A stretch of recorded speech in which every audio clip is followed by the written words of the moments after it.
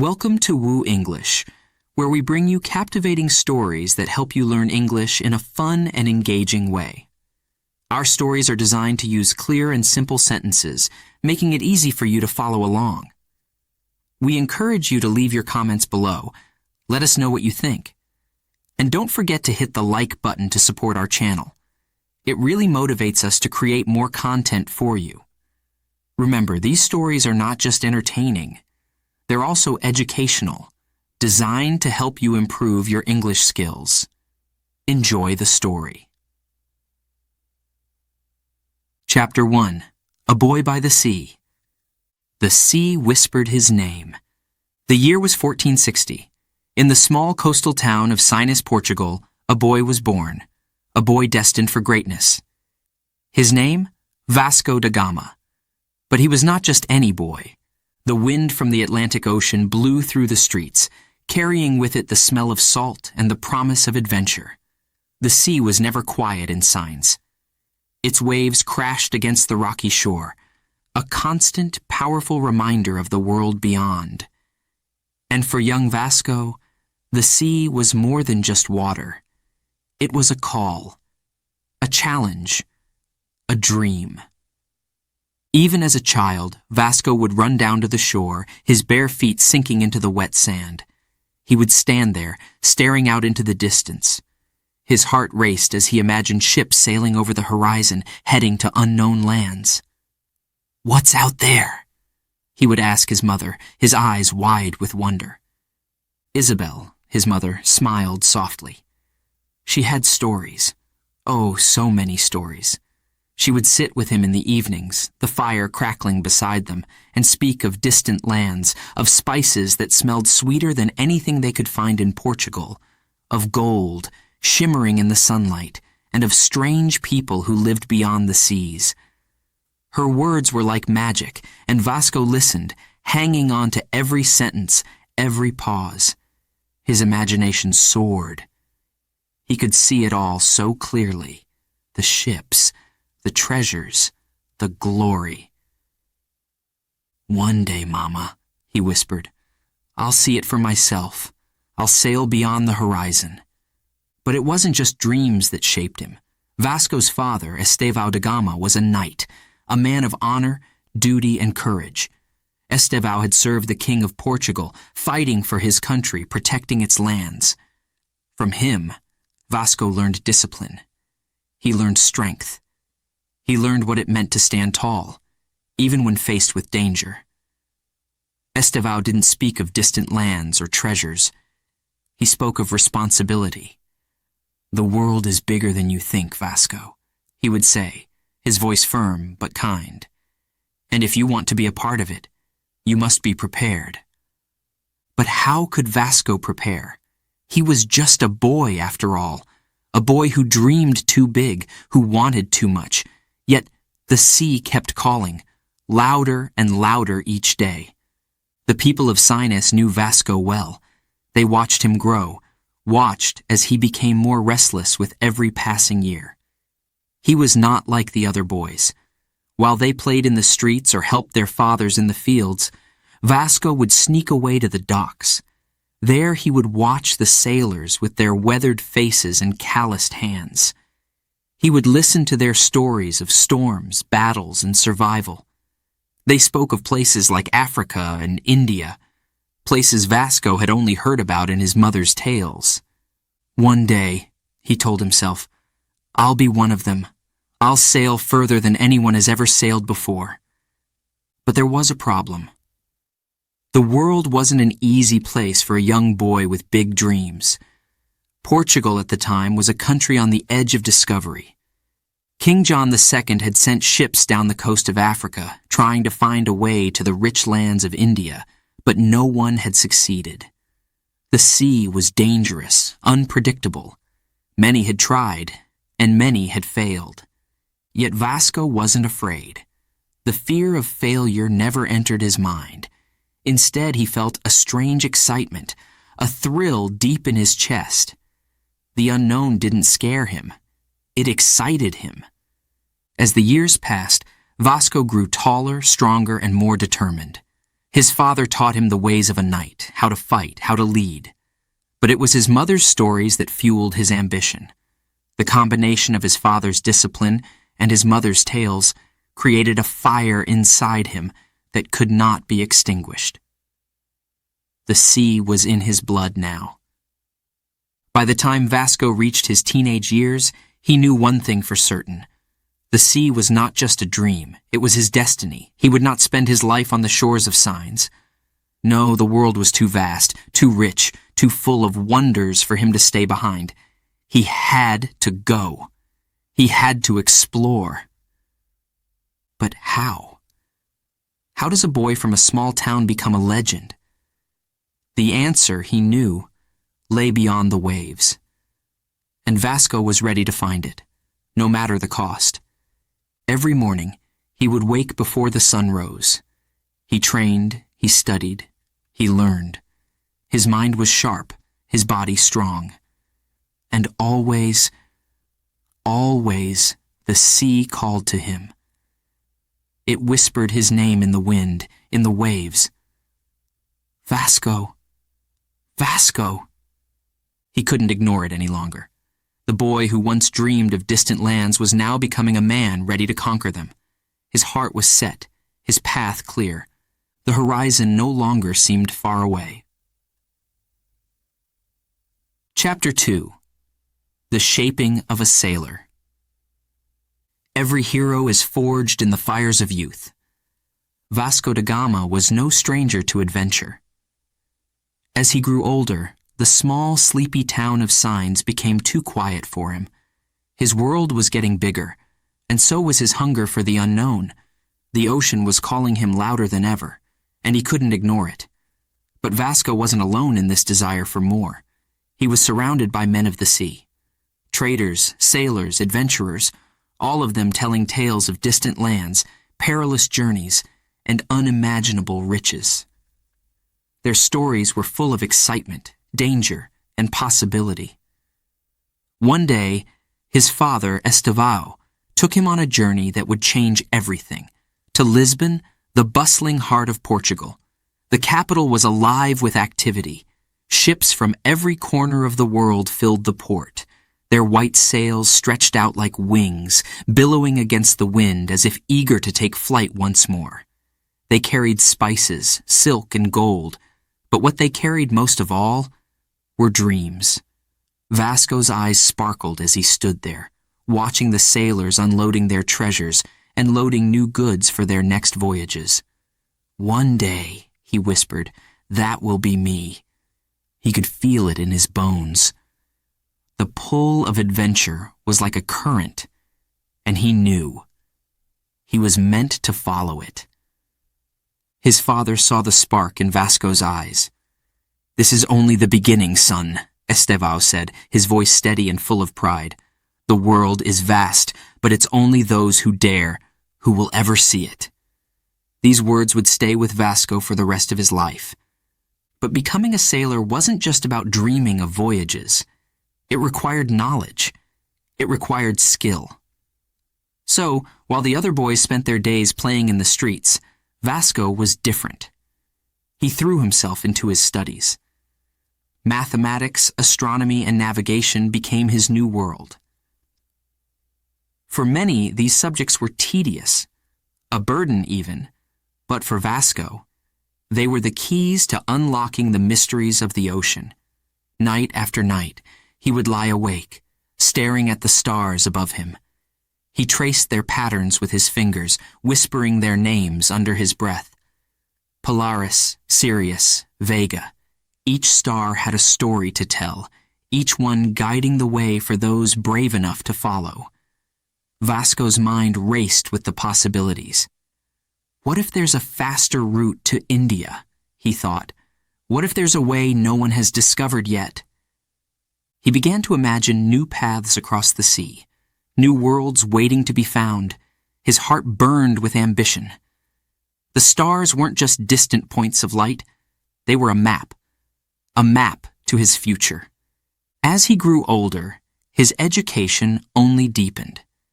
He learned to calculate the position of the sun, the movements of the moon, and how to use the simplest tools to navigate the most complex routes. The astrolabe, the quadrant, these instruments became extensions of his own hand. He could feel the rhythm of the earth beneath him, the pull of the tides, the whisper of the winds.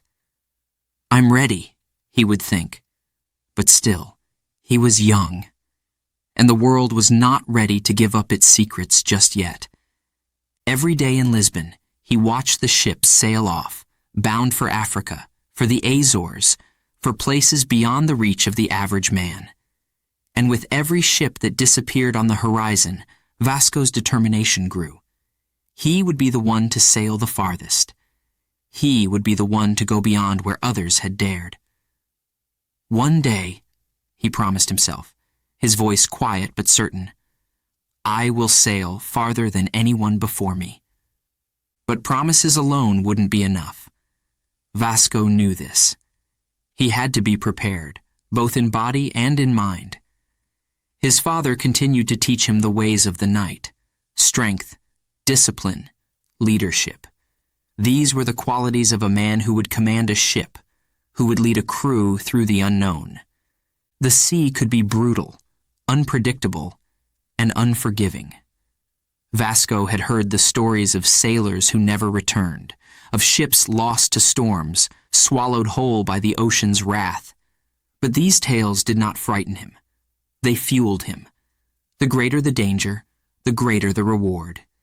He would not be content with half measures or simple victories. No, Vasco da Gama wanted it all. And so, day by day, Vasco trained. His hands grew rough from working the ropes of small boats, his eyes sharp from watching the stars, and his mind quick from solving the puzzles of the sea. Yet even as he learned the science of sailing, there was something more driving him. Something deeper. A feeling in his chest, a fire in his heart, that no amount of study could explain. He was not just meant to sail, he was meant to discover. Even when he slept, his dreams were full of the ocean. Dark waves crashing, winds howling, and the stars lighting his way.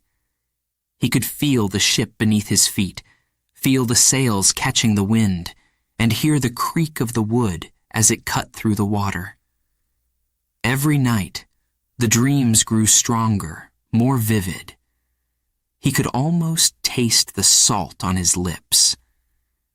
And every morning as he awoke, he knew that he was one step closer to making those dreams a reality. Vasco's ambition was not a quiet thing. It roared inside him, pushing him forward. He could not and would not be content to live an ordinary life. His eyes were always on the horizon, on the world beyond the waves. He knew that the road ahead would not be easy. There would be storms, both real and metaphorical. There would be challenges, doubters, enemies. But none of that mattered. For Vasco da Gama, there was only one path forward, the path that led to the sea. And so, with every ship he watched sail away, with every calculation he made, with every star he traced in the sky, Vasco's future became clearer. He wasn't just preparing for a journey. He was preparing for destiny. He would sail farther. He would discover new worlds. He would write his name in history. And nothing, absolutely nothing, could stop him. Chapter 3. A Father's Dream Passed Down. The weight of a legacy rests heavy on young shoulders. Vasco da Gama grew up in the shadow of a great man. His father, Estevão da Gama, was not just a knight, not just a servant to the king. He was a man with a dream that consumed him, a dream that lived day and night in his heart. To discover a sea route to India. India, the land of unimaginable wealth. Spices so rich you could smell them before you even saw the ships arrive in Lisbon. Silk softer than any fabric in Europe. Gold and jewels beyond measure.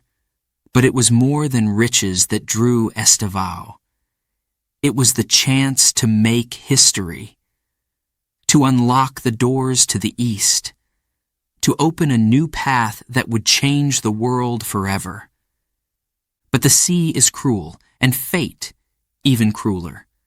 Estevão de Gama had tried.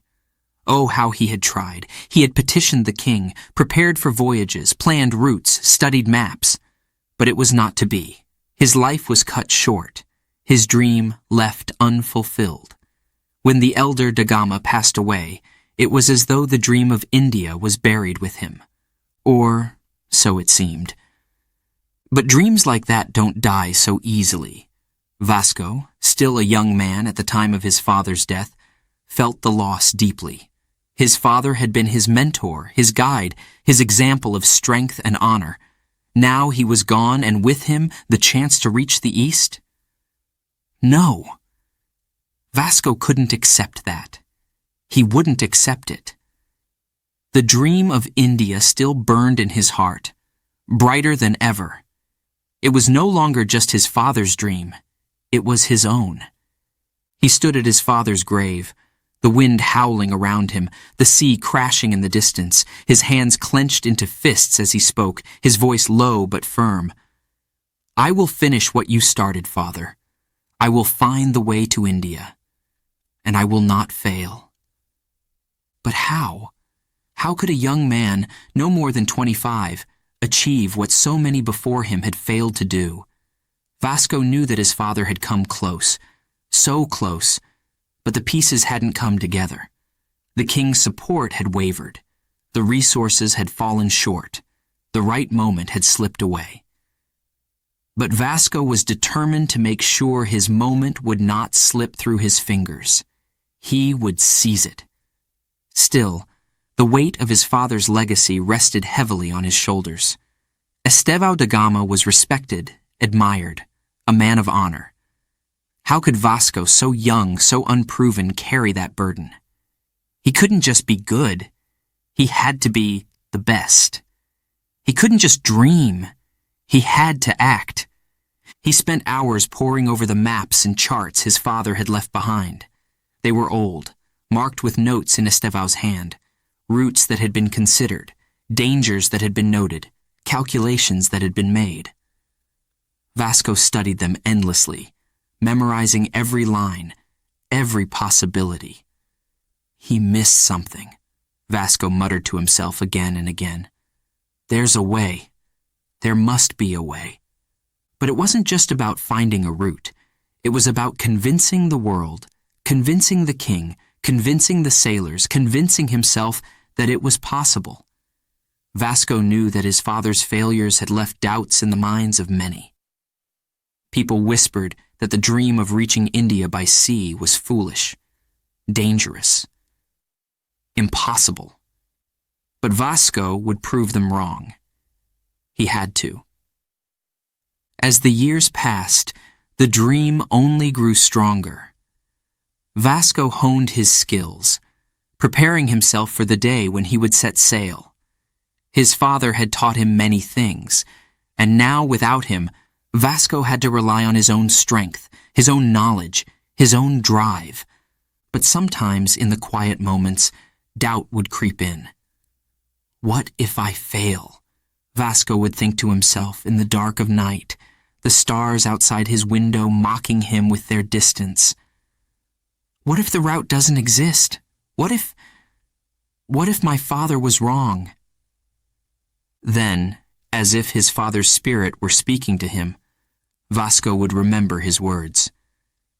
The world is vast, son, and if you want to be a part of it, you must be prepared. Estevão had never doubted the dream, and neither would Vasco. One day, while walking along the docks in Lisbon, Vasco stood watching the ships come and go as he always did. The salty breeze tugged at his hair. The sound of the waves echoed in his ears. He closed his eyes, letting the sounds of the sea wash over him. This was his element. This was where he belonged. And suddenly, he knew, truly knew, that his time was coming. The sea is waiting for me, he whispered, opening his eyes. It's been waiting all along. The opportunity came sooner than he expected. In 1497, King Manuel Thirst, desperate to find the sea route to India, called upon Vasco da Gama. Estevao's dream was still alive in the royal court, and now the king looked to the son to fulfill the father's mission. It was a heavy responsibility, perhaps too heavy for most men. But Vasco was not most men.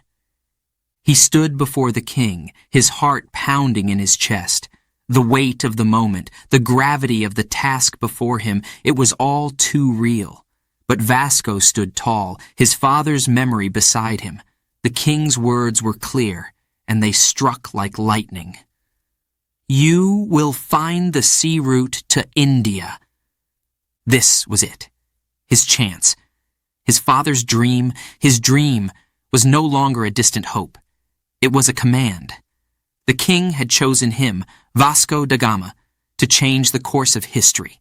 And Vasco swore there and then, with the king watching, with the spirit of his father alive in his heart, I will finish what my father started. I will not fail. Chapter 4. Tides of Ambition. Ambition is a storm that rages within. Vasco da Gama was no longer a boy dreaming by the sea. Now he was a man with fire in his heart and ambition burning in his veins. As he entered his 20s, everything began to change. The world, once so full of stories and fantasies, was now shifting, moving towards something real, something powerful. The winds of change were blowing across Portugal, and they were strong, relentless. King Manuel had set his sights on the east, on India. The riches of India were no longer a distant dream, they were an obsession. Spices, gold, silk, treasures that could elevate Portugal to unimaginable heights. But there was one problem. No one had yet discovered the sea route. The land routes were dangerous, controlled by hostile forces, impossible for the Portuguese to navigate safely. What Portugal needed was a path over the ocean. The sea held the key, but who was brave enough to unlock it? The whispers in the royal court began. Names floated through the halls like leaves caught in the wind. Who would take on this impossible task? Who would be daring enough, bold enough, ambitious enough? One name surfaced again and again: Vasco da Gama. His reputation had grown. People knew him, not just as Estevão da Gama's son, but as a man in his own right. A man driven by the very same dream that had consumed his father. The king had taken notice. How could he not? Here was a man, young, strong, hungry for adventure. The sea called to Vasco, and now, so did his king. The time for dreams has passed, Vasco whispered to himself one night, staring out at the dark ocean, the waves crashing like thunder in the distance. Now, it's time for action. The ambition inside Vasco da Gama was no quiet flame. It was a storm that raged within him, pushing him forward, driving him to take risks that others would never dare. But ambition is a dangerous thing. It can lift a man to greatness or destroy him. Vasco knew this well, but the fear of failure was nothing compared to the pull of his desire to succeed. Every morning, he woke with the same thought: India. He would be the one to find the way. He would sail where others had turned back. He would succeed where others had failed. There was no other option for him. It wasn't just about riches or even glory. It was about destiny. As the days passed, word spread that the king was close to choosing someone to lead the voyage. The anticipation was thick in the air, like the stillness before a storm. Sailors, explorers, and noblemen alike watched and waited. Would it be them? Would they be chosen for this monumental task? The pressure grew, and so did the stakes. But Vasco was not a man who waited idly. He prepared. He trained. He studied the maps, even the ones marked with danger and death. He consulted with astronomers and navigators, learning everything there was to know about the stars and the seas.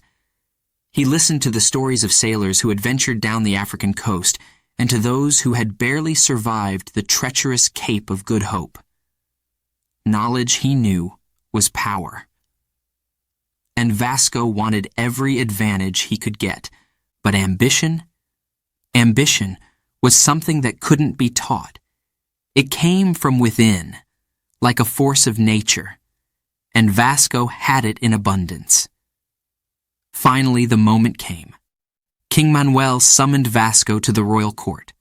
The halls of the palace were grand, filled with tapestries of past conquests, paintings of great men who had achieved great things. But today, it was Vasco's turn. His heart pounded in his chest as he approached the throne, but his face remained calm, determined. He was ready. The king's voice echoed in the chamber. "Vasco da Gama," he said, his eyes fixed on the young man before him. "The time has come to open a new path to the east, a path that will secure Portugal's future. I have chosen you to lead this voyage." Chosen. The words hit Vasco like a wave crashing against the shore. This was it, the moment he had been waiting for, the moment he had prepared for all his life. He bowed deeply, but his mind was racing. The dream was real now. The weight of the task settled on his shoulders, but it didn't crush him. No, it lifted him. He was ready. "I will find the way to India," Vasco swore, his voice steady, his eyes burning with determination. "I will not fail." But deep down, he knew the road ahead would not be easy. It would be long, dangerous, filled with unknown perils. The sea was not kind to those who dared to challenge it. It could turn from calm to fury in the blink of an eye. Storms would rise, waves would tower, and enemies, seen and unseen, would threaten his every step. Yet Vasco felt no fear. Ambition coursed through him like the wind through the sails of a ship. It pushed him forward, faster, harder, determined to conquer whatever lay ahead. "I was born for this," he thought. "Everything in my life has led to this moment." As he left the court that day, the whispers followed him. Some called him brave, some called him reckless. Some admired him, others doubted him. But Vasco didn't care what they said. His path was clear, his mission set.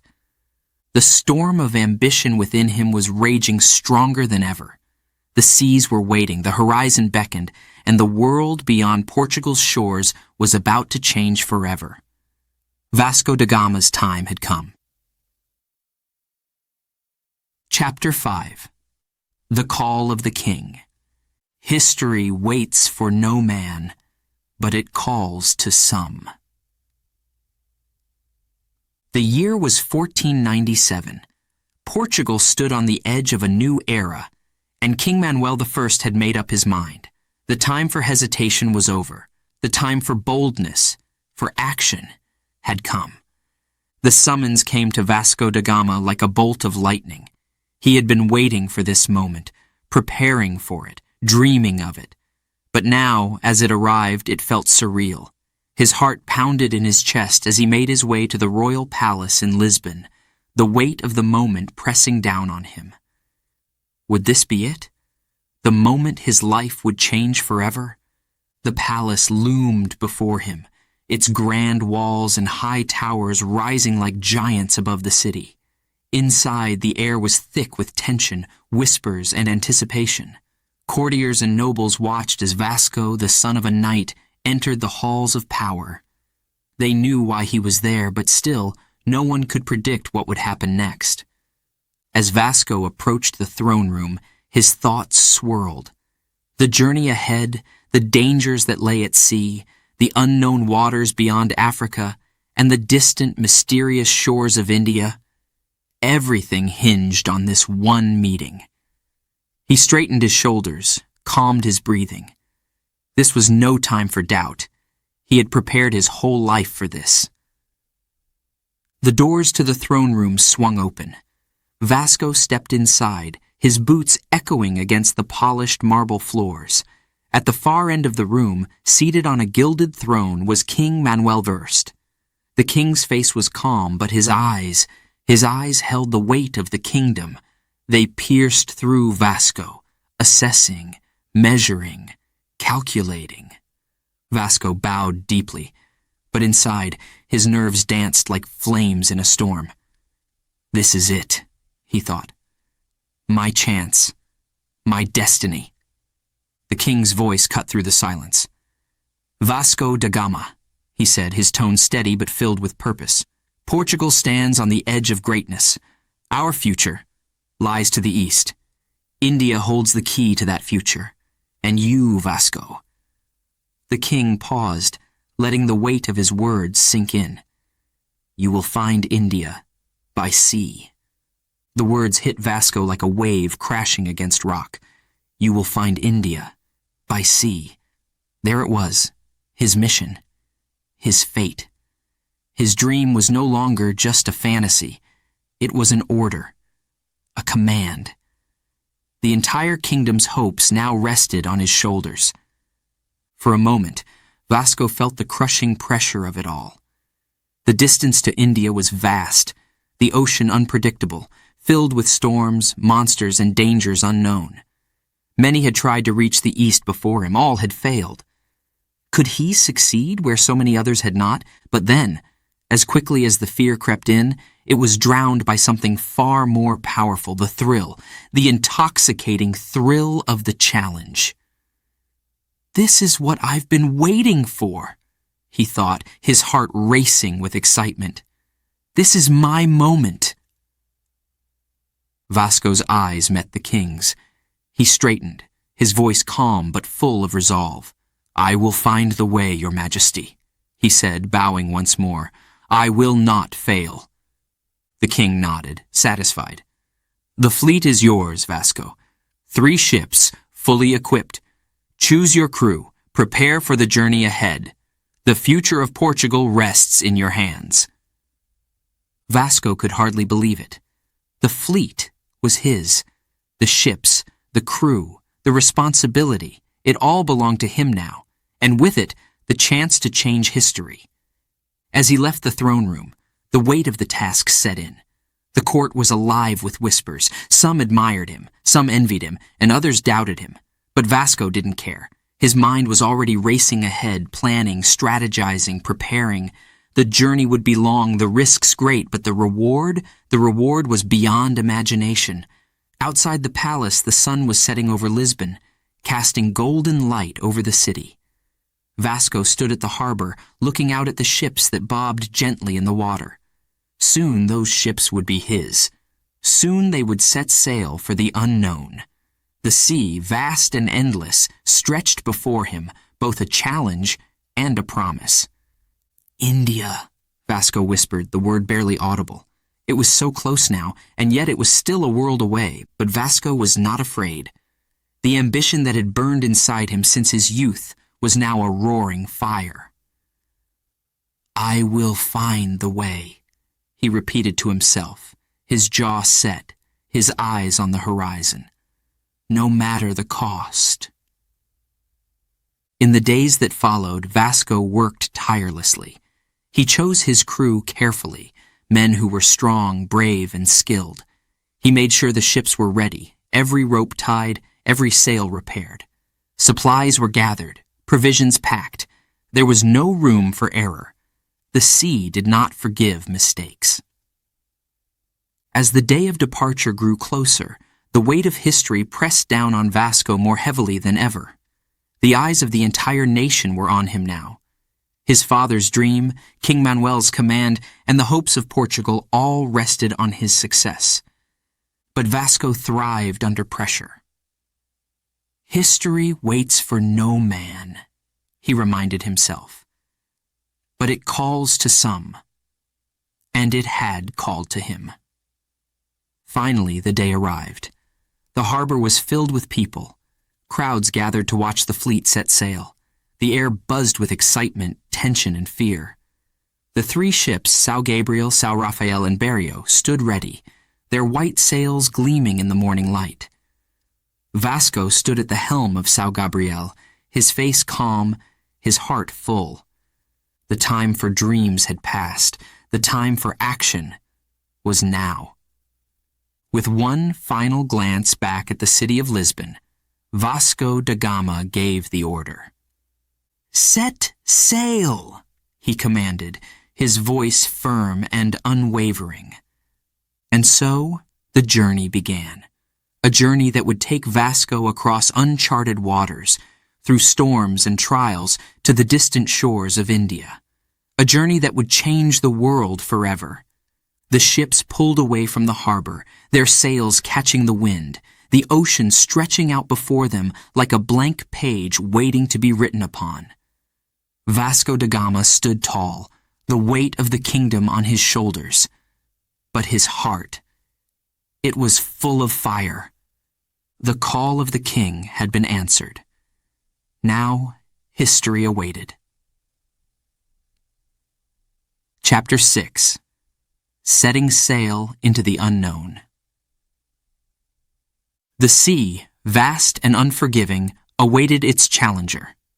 On the morning of July 8th, 1497, the sun rose over Lisbon, casting a golden light over the city.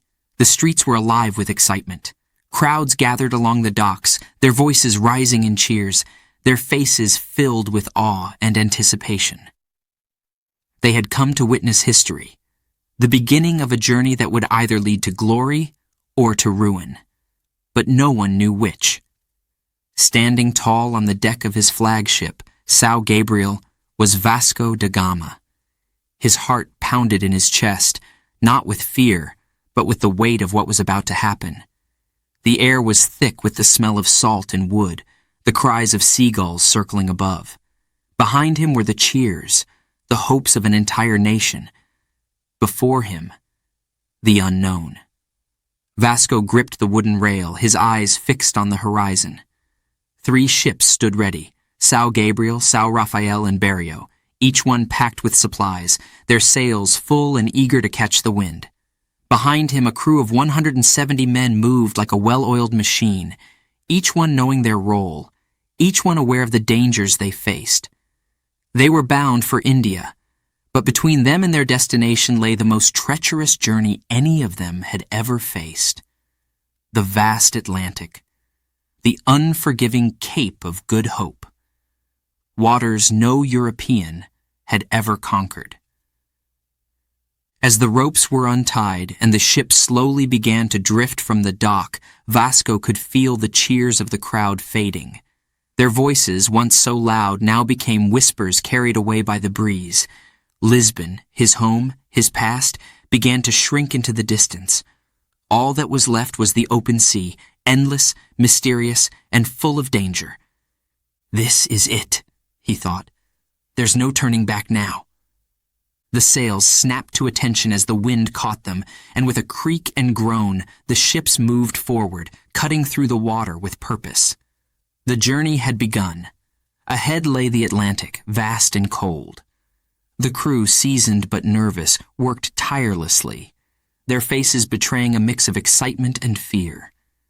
They had heard stories, whispers of monsters in the deep, storms that could tear a ship apart, and waters so wild that no man could survive them. But Vasco was not afraid. "The sea is our only path," he had told them, his voice steady, his eyes burning with determination. "We will find the way." For weeks the fleet sailed south, following the western coast of Africa. The sun beat down on them by day, turning the decks hot and unforgiving, while the nights were cold, the stars twinkling in the black sky like distant guides. Vasco spent most of his time on deck, his eyes always on the horizon, his thoughts always on India. But the sea is a cruel teacher, and it was not long before it showed its teeth. One morning, the sky darkened. A storm. The clouds, once light and innocent, turned into thick, rolling masses of gray and black. The wind howled, whipping at the sails with fury. The waves grew, rising higher and higher, crashing against the sides of the ships like giants trying to swallow them whole. The crew scrambled, their hands gripping the ropes, their voices shouting orders over the roar of the storm. The ships rocked violently, tilting dangerously as the waves pounded them again and again. Water spilled over the deck, drenching the men, making it nearly impossible to keep their footing. But Vasco stood firm. His heart raced, but he did not waver. He had prepared for this. He had known the sea would test him. "Hold steady," he shouted, his voice cutting through the chaos. "We've faced worse storms than this." But had they? The sea, vast and unforgiving, was showing them just how small they really were. The ships were at its mercy, their wooden hulls groaning under the pressure, yet somehow they pressed on. The sails, though battered by the wind, stayed intact. The men, though terrified, held their ground. For hours the storm raged. The sea seemed determined to break them, to send them into the deep, never to return. But slowly, the storm began to weaken. The waves shrank, the wind calmed, and the clouds, once so menacing, began to drift away. As the sun broke through the clouds, casting its light over the calm water, the men collapsed in exhaustion, their bodies bruised and soaked, but alive. Vasco stood at the helm, his hands still gripping the rail. His clothes were drenched, his face lined with exhaustion, but his eyes were full of fire. They had survived. The crew, though battered and shaken, looked to their captain with a newfound respect. They had seen the worst the sea could throw at them, and yet here they were, still afloat, still moving forward. "The sea won't stop us," Vasco muttered under his breath, his jaw set with determination. "It can try, but we will reach India." But this was only the beginning. The storm had been a test, a taste of the trials to come. They still had to face the dreaded Cape of Good Hope, the southernmost tip of Africa, where the seas were said to be even more ferocious. They still had to cross the vast, uncharted Indian Ocean. But Vasco's resolve only grew stronger with each passing day. He spent his nights studying the stars, plotting their course, watching the waves and winds with the keen eyes of a seasoned sailor. His mind was always moving, always calculating. India was still so far away, but to him, it felt closer every day. As they continued south, rounding the African coast, the crew began to trust their captain more and more. They had seen his strength, his leadership. He was not just another sailor. He was a man on a mission, a man who carried the weight of Portugal on his shoulders, a man who refused to fail. Weeks turned into months, and the endless horizon stretched out before them. They had come so far, but the most dangerous part of the journey still lay ahead. Vasco knew that the hardest battles were yet to come. But he was ready. For him, there was no turning back. The sea, vast and unforgiving, awaited its challenger, and Vasco da Gama was ready to meet it head on. Chapter 7. Battles with the Elements. Man versus nature. Who would triumph? Weeks turned into months. The ocean stretched endlessly in every direction, an unbroken horizon that seemed to taunt them. Vasco da Gama's fleet sailed south, further into the unknown. The sun scorched them by day, while the nights brought a chill that bit through their bones. It was not the sea of their imagination. It was far more dangerous, far more unforgiving. The men grew restless. The journey was harder than any of them had expected. Each wave seemed higher than the last, each gust of wind more fierce. The ships creaked and groaned under the constant strain, their wooden frames tested by the sheer force of nature. Some days, The ocean lay calm, as if it were holding its breath. But more often than not, it raged. Towering waves crashing over the decks, drenching the crew, pulling at the sails with violent hands. "Hold steady!" Vasco shouted above the roar of the wind, his voice cutting through the chaos. His hands gripped the helm, steady as a rock, while the ship bucked and swayed beneath him. His face was set, his eyes locked on the horizon. He knew they had to endure. "We will survive," he told his crew again and again, his voice filled with iron resolve, "for we have no choice but to succeed." But the elements were relentless. Storm after storm hammered the fleet. The sky darkened, heavy with clouds, and the winds howled like wild beasts. The sea was no longer just water. It was a living, breathing enemy, determined to sink them. Waves rose as high as the masts, crashing down with deafening force. The men struggled to hold on, gripping ropes, pulling the sails, their faces pale with fear. Every man was soaked to the skin, their clothes clinging to them like second skins, their bodies bruised from being tossed around the deck. Some grew sick. The endless motion of the ships made their stomachs churn, their faces turning green as they leaned over the side, retching into the sea. Others despaired, their hope sinking as fast as the sun on the horizon. "Will we ever see land again?" they whispered in the dark, their voices filled with doubt. Many doubted. Many feared. But not Vasco. His will was iron. The storm raged around him, but inside he was calm, focused. He had prepared for this, both in body and mind. Failure was not an option. He knew the sea would test them, push them to their limits, but he also knew that they would endure. "Hold fast!" he shouted to his crew, his voice ringing with command. "We've come too far to turn back now." One night, in the middle of a particularly brutal storm, when the wind howled like 1,000 demons and the waves rose like mountains, some of the men thought they wouldn't survive. The ships were tossed around like toys in the hands of an angry child, their wooden frames shuddering under the weight of the water. Lightning split the sky, illuminating the chaos for brief moments. Flashes of men scrambling on deck, ropes snapping, sails tearing.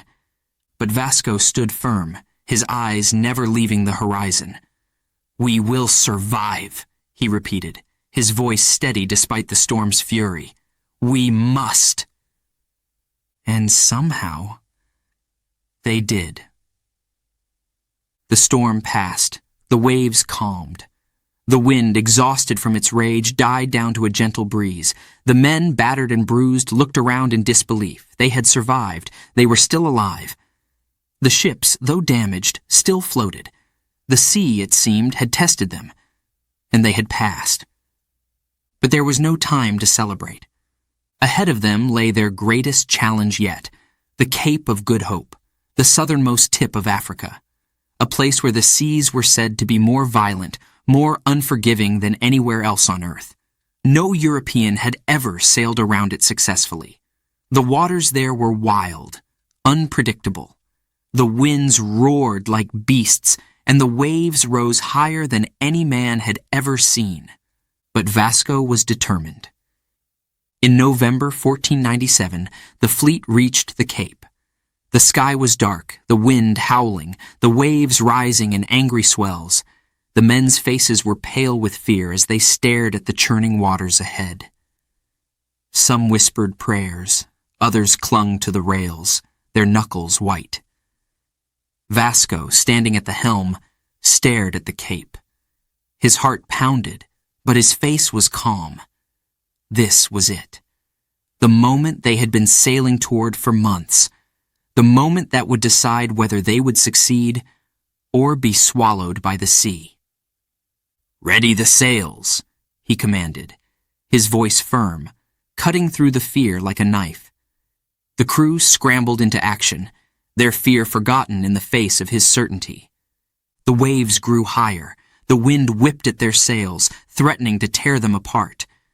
The ships creaked and groaned under the pressure, their wooden frames straining against the force of the ocean. But still, they pressed on. The sea fought them with everything it had. Towering waves crashed over the decks, drenching the men, threatening to pull them into the deep. The wind screamed in their ears, filling the sails with wild, unpredictable gusts. The ships pitched and rolled, their masts swaying dangerously. But Vasco stood firm. His eyes never left the horizon. His hands never left the helm. "We will make it," he muttered, his voice filled with steely determination. "We must." And slowly, painfully, they began to round the cape. For hours the sea fought them. For hours the crew battled against the elements, their bodies exhausted, their faces streaked with sweat and salt water. But little by little, they pushed forward. Little by little, they conquered the cape. And then it was over. The waves calmed. The wind died down. The sky, once dark and filled with storm clouds, began to clear, revealing a horizon that stretched out endlessly before them. They had done it. They had rounded the Cape of Good Hope. Vasco, his hand still on the helm, let out a breath he didn't realize he had been holding. They had survived. They had conquered the Cape. But as the men cheered, as they collapsed in exhaustion and relief, Vasco knew that their journey was far from over. The sea had tested them, yes, but there were more tests to come. Still, they had faced the worst the ocean could throw at them, and they had survived. And now, India awaited. Chapter 8. The African Coast. Friend or foe? Every encounter could mean fortune or death. The coast of Africa stretched out before Vasco da Gama and his fleet, a rugged line of land where the ocean met mystery.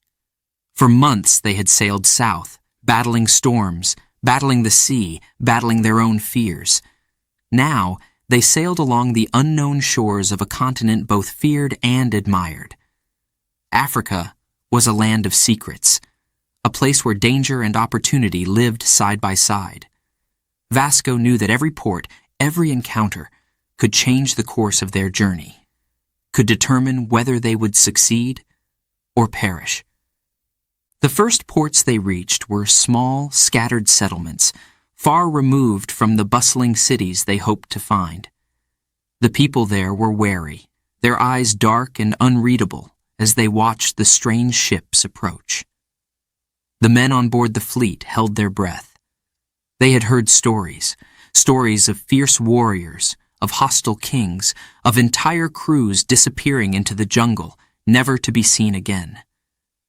But Vasco's voice was calm, firm. "We come in peace," he said again and again, as they anchored their ships and approached the shore. His hands were open, but his eyes remained sharp. His cannons were hidden, but always ready. The first encounters were tense, the language barriers thick. They had only a few translators, and communication often came down to gestures and guesses. The locals, native peoples and Arab traders, watched them with suspicion, as Vasco and his men offered gifts of cloth, beads, and mirrors. Some were curious, their fingers brushing the strange fabrics and polished glass. Others turned away, their faces hard, their mouths set in silent refusal.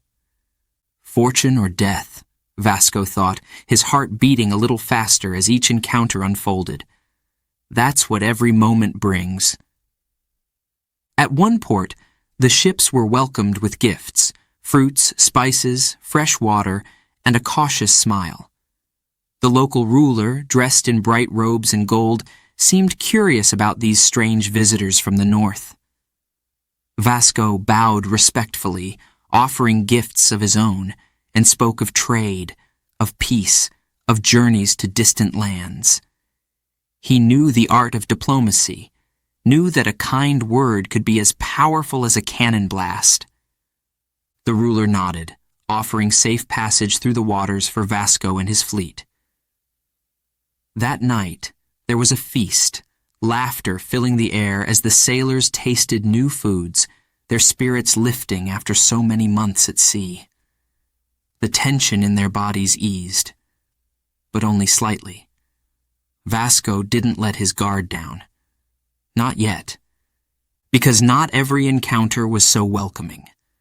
Further down the coast, at another port, the ships were greeted with suspicion. The locals watched from a distance, their hands resting on weapons, their faces hard. When Vasco and his men stepped onto the shore, their gifts were met with silence. The ruler of this land was no smiling host.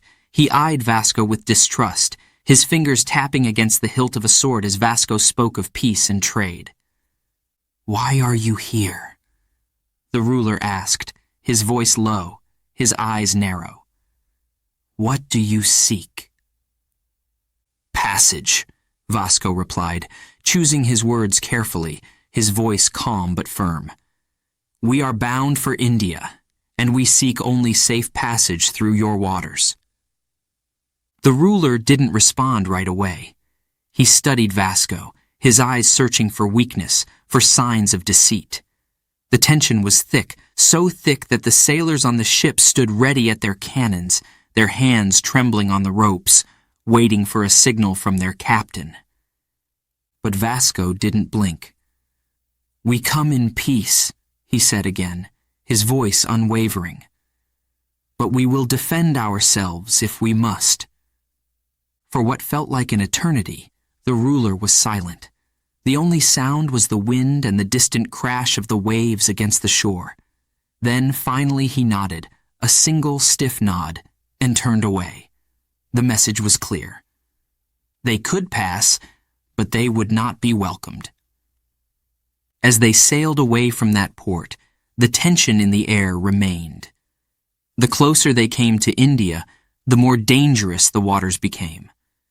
The coast of Africa was not just a place of mystery. It was a place of power struggles, of rivalries, where every ruler had their own interests, their own secrets.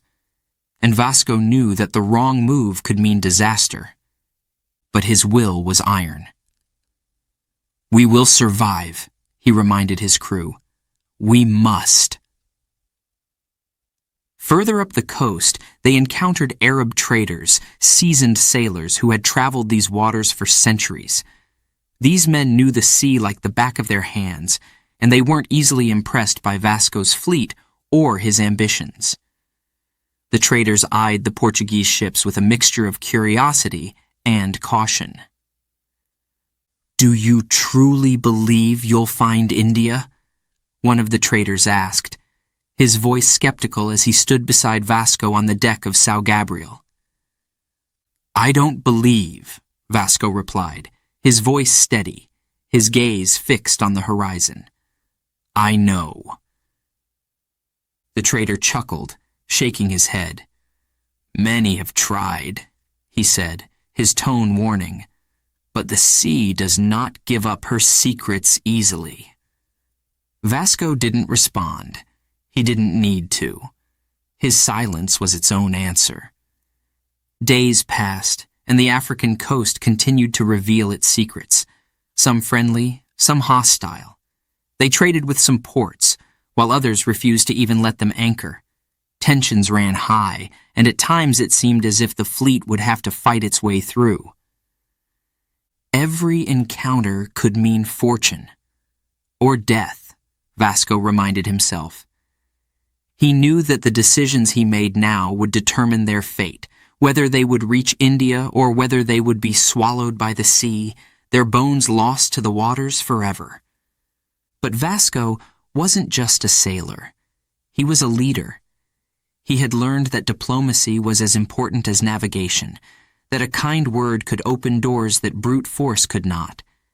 Yet, he also knew that in these waters, strength was respected. And so, even as he spoke of peace, his cannons remained ready. His men were prepared to fight if it came to that. "We must be ready for anything," Vasco told his crew, his eyes sharp, his voice filled with resolve. "We are close now, but the closer we get, the more dangerous this journey will become." The African coast faded into the distance behind them, but the tension remained. Ahead lay the vast, uncharted Indian Ocean, and beyond that, India, the land they had been sailing toward for months.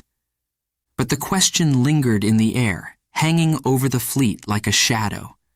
Would they find the route they sought, or would they meet their end in these foreign waters far from home? Only time would tell. Chapter 9. Arrival in India, a dream realized. Land ho, the sight of destiny. The day had finally come. After nearly a year at sea through storms, sickness, fear, and doubt, Vasco da Gama stood on the deck of his flagship São Gabriel, staring at the horizon. His heart pounded in his chest. His eyes squinted against the rising sun, and then, through the morning mist, he saw it. Land. But not just any land. This was India. The land he had dreamed of since his youth. The land his father had spoken of, filled with spices, gold, and treasures beyond imagination. "Land ho!" came the cry from the lookout, his voice ringing through the air like the sound of destiny itself. The crew, exhausted but alive, rushed to the deck. Their eyes, wide with disbelief, followed Vasco's gaze toward the distant shore. The coast of India. It was real. The dream was real. Vasco's hands gripped the wooden rail of the ship, his knuckles white. For months they had sailed through treacherous waters, rounding the Cape of Good Hope, crossing the vast and dangerous Indian Ocean. Now, at last, the long journey was ending. They had made it. The exotic port of Calicut appeared before them, a bustling city filled with life and color. The scent of spices, cinnamon, cloves, and pepper, filled the air, carried by the breeze from the markets that stretched along the shore. This was what they had come for. This was the gateway to wealth, to power, to glory. But Vasco knew this was only the beginning. As they sailed closer, the ships carefully navigating the foreign waters, the sounds of the port grew louder. Voices shouting in languages they did not understand, the clamor of markets, the cries of traders. The city was alive with activity, a hub of trade between the East and the rest of the world. Ships from distant lands filled the harbor, their sails bright and colorful. Merchants from Arabia, Africa, and beyond moved through the streets, haggling for the spices that filled the air with their rich, intoxicating scents. "India," Vasco whispered under his breath, a small smile tugging at the corner of his lips. "We're here." The crew, too, was filled with excitement. After months of hardship, they were eager to set foot on land, to see with their own eyes the riches they had heard so much about. But Vasco's mind was already racing ahead. Landing was just the first step. The real challenge lay in securing the riches they sought. And for that, he would need to face the Zamorin. The Zamorin was the local ruler of Calicut, a powerful figure who controlled the trade in the region. Vasco knew that he would not be easily impressed. Many had come before him, seeking trade and wealth, and many had failed to win the Zamorin's favor. Vasco needed to tread carefully. He needed to show strength, but also respect. Diplomacy would be as important here as his courage had been on the seas. The ships dropped anchor, and a small boat was lowered into the water. Vasco, along with a handful of his most trusted men, climbed in, their eyes fixed on the bustling port ahead. As they rowed toward the shore, the reality of the moment settled over them. This was it. This was the moment they had fought for. The dream of a sea route to India, once a distant hope, was now within their grasp. As they stepped onto the dock, the heat of India hit them like a wave. The sun beat down from above, and the air was thick with the smells of the market. Traders moved past them carrying baskets of spices, silk, and jewels. The noise of the city surrounded them, a cacophony of sounds that seemed to come from every direction at once. But Vasco remained calm. His face was set, his eyes focused. He had come too far to let this slip away. They were escorted to the palace, a grand structure that rose above the city, its walls adorned with bright colors and intricate designs. Inside, the air was cooler, and the sound of the bustling port faded into the background. But the tension remained. The Zamorin sat upon a throne surrounded by advisors and guards. His eyes, sharp and calculating, studied Vasco as he entered the room. He was no stranger to foreign traders, no stranger to those who sought the riches of his land. Vasco bowed, his movements respectful but confident. He was here as a representative of Portugal, a nation eager to trade, but also as a man determined to succeed where others had failed. "We come in peace," Vasco began, his voice steady and clear. "We seek trade, an alliance that will benefit both our nations." The Zamorin said nothing at first. His gaze remained fixed on Vasco, as if weighing his words, his intentions. The silence was thick, stretching on for what felt like an eternity. The tension in the room was palpable. The crew standing behind Vasco shifted uncomfortably, their hands resting on the hilts of their swords. They knew that this moment could change everything. One wrong word, one wrong gesture, and their dream could crumble. But Vasco did not waver. He had faced storms, battles, and the wild, unforgiving sea. He had not come all this way to fail now. The Zamorin spoke at last, his voice low, but commanding. "What do you offer?" And there it was. The negotiation had begun.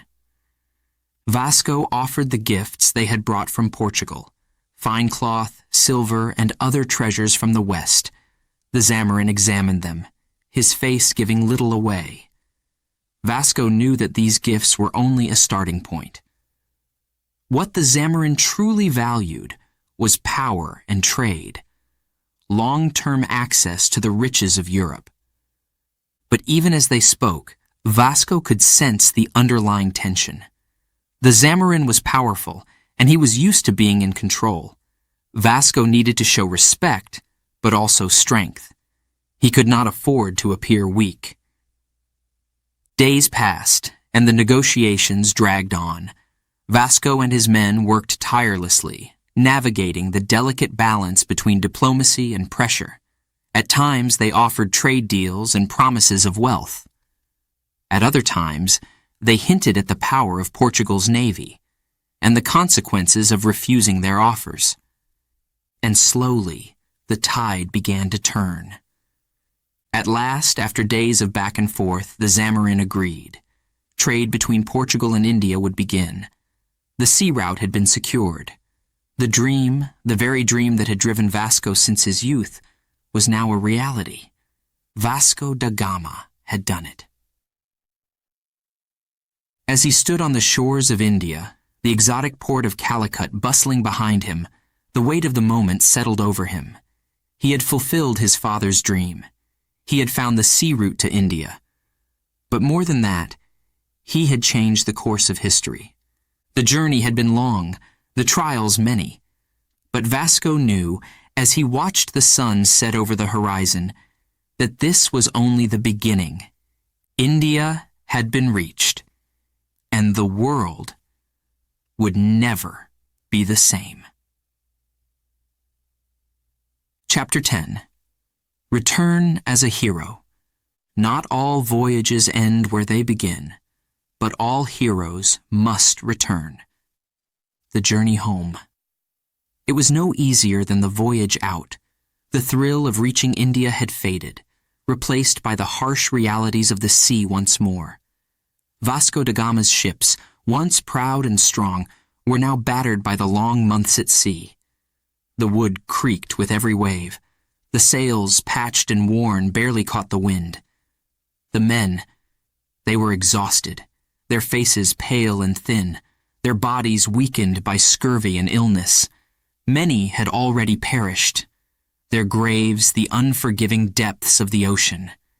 Yet still they sailed on. The Indian Ocean, once full of promise, now felt endless. The journey seemed eternal, each day bleeding into the next. The waves that had once carried them toward destiny now seemed determined to crush their spirits. And yet, Vasco stood firm. "We will make it," he told his men, his voice steady, though his body ached with fatigue. "We must." His words were iron, his will unbreakable. The crew, though weary, took strength from their captain. Vasco had led them through storms, through treacherous waters, through battles with the unknown. They trusted him. He had not failed them yet, and they would not fail him now. But the journey wore on. The sun scorched their skin by day, while the nights brought a bitter cold that chilled them to the bone. Scurvy spread through the crew, its cruel grip tightening on those who had already been weakened by the long months at sea.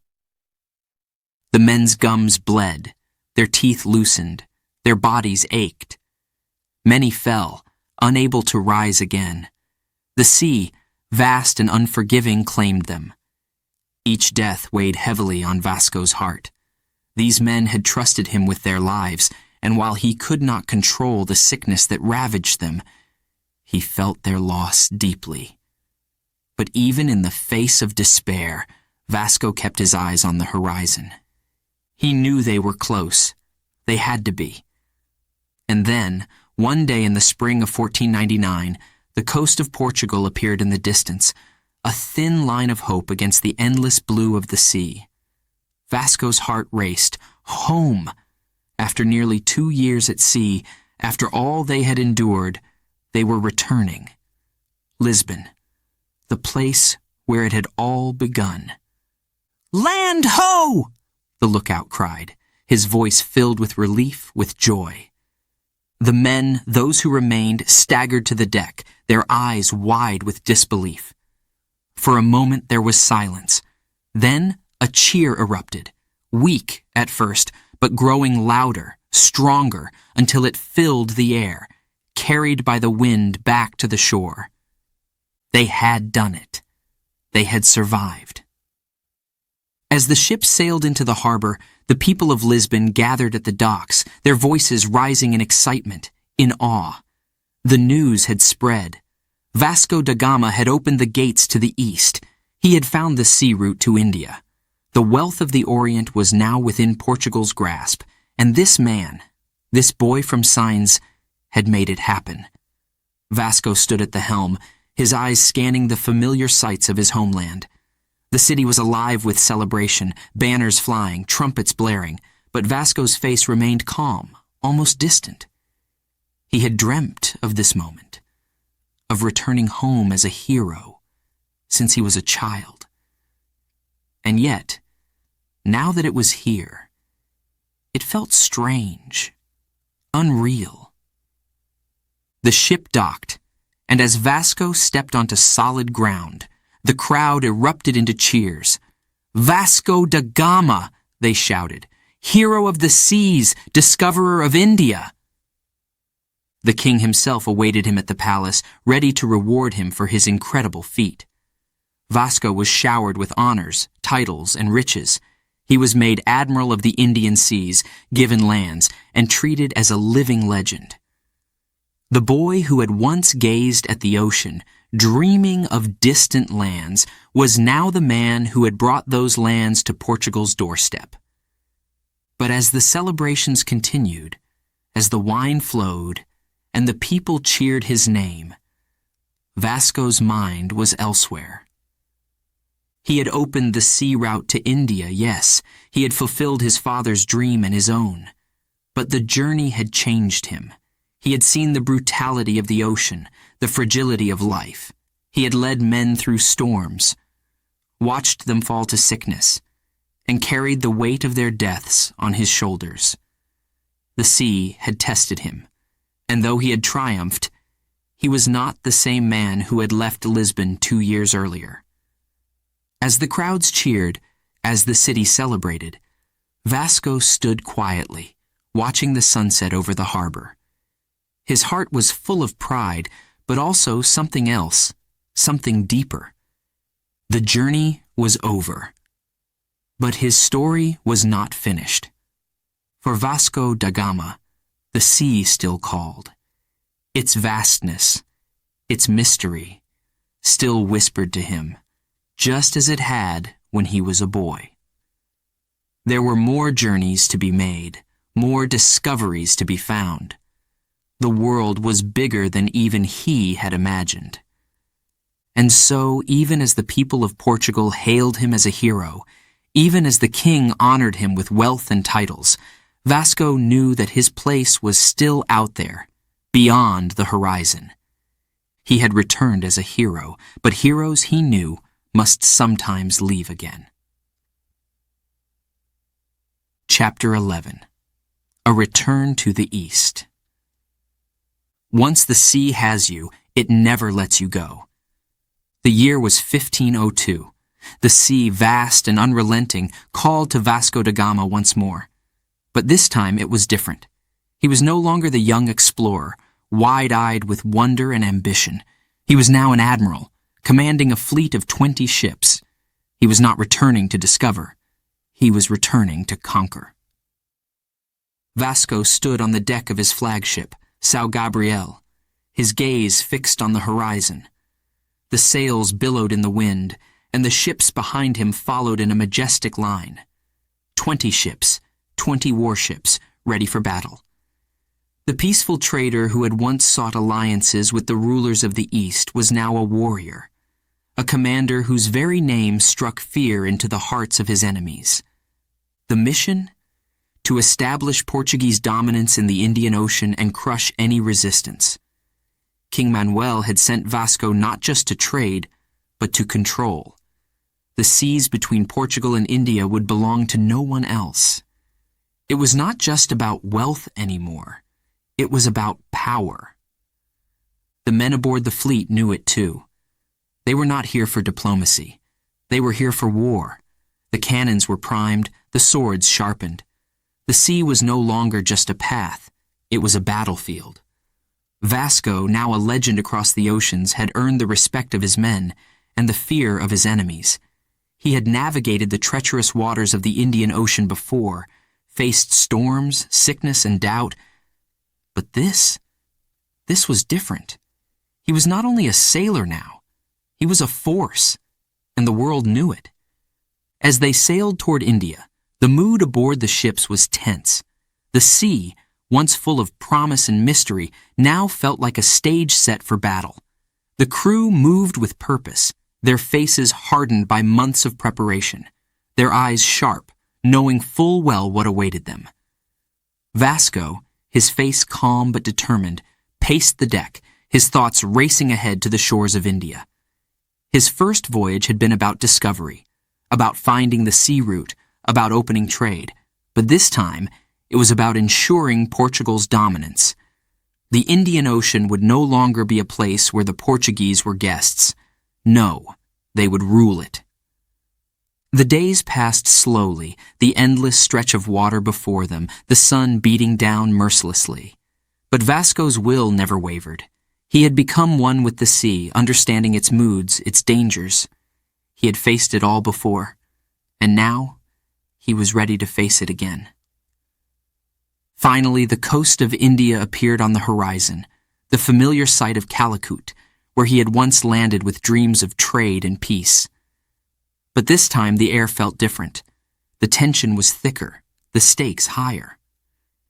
Vasco knew that his arrival would not be welcomed with open arms. The last time he had left Calicut, the Zamorin had grown hostile, refusing to give Portugal full control of the spice trade. This time, Vasco would not ask. As the fleet anchored in the harbor, the people of Calicut gathered along the shore, their faces a mixture of fear and curiosity. The sight of 20 Portuguese warships was not something they could ignore. The once peaceful trader had returned as a conqueror, and they knew it. Vasco's eyes scanned the coast, and he spoke quietly to his officers. "We will not leave this time without what we came for. The seas are ours." The days that followed were tense. Vasco sent word to the Zamarin demanding tribute, demanding that Portugal's interests be protected. The response was slow, hesitant. The Zamarin, proud and unwilling to bend to foreign power, delayed, hoping to avoid conflict. But Vasco would not wait. He had not come to ask.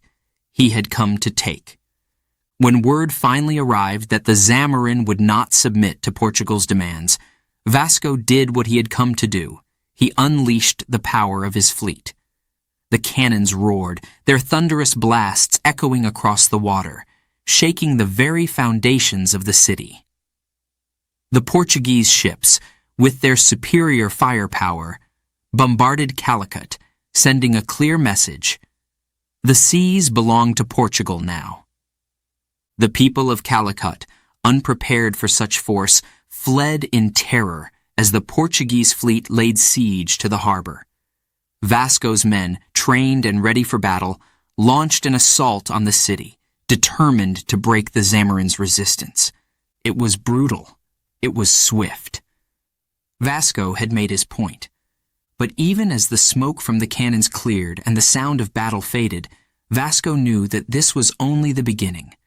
The Indian Ocean was vast, and though Calicut had felt the weight of Portuguese power, there were others, Arab traders, local rulers, who would resist.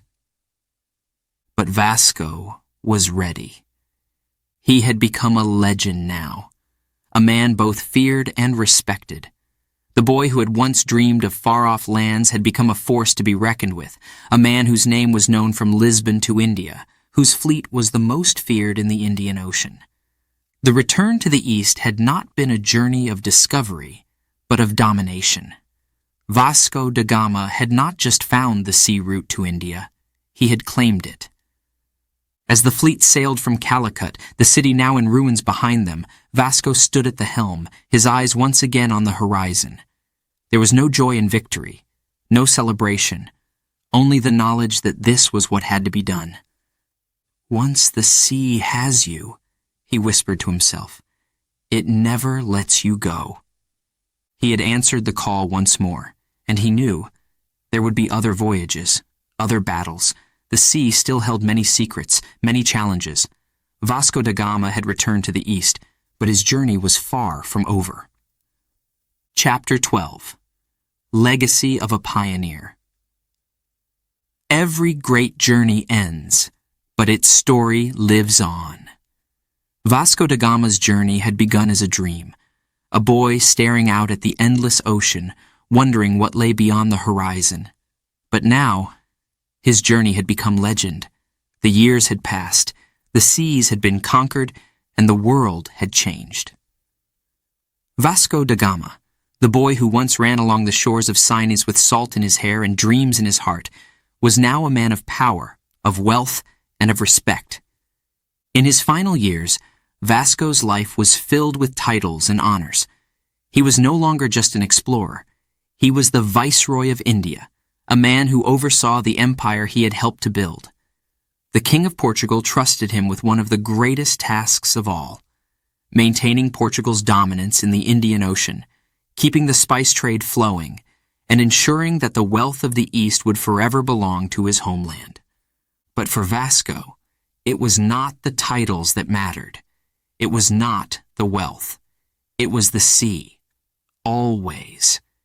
The sea.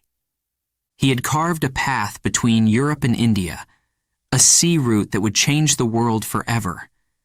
He had opened the gates to the East, forging a new connection between distant lands, bringing cultures together, through trade, through diplomacy, and sometimes through force. His voyages had broken barriers, shattered the limits of what was thought possible. The world was no longer bound by the land.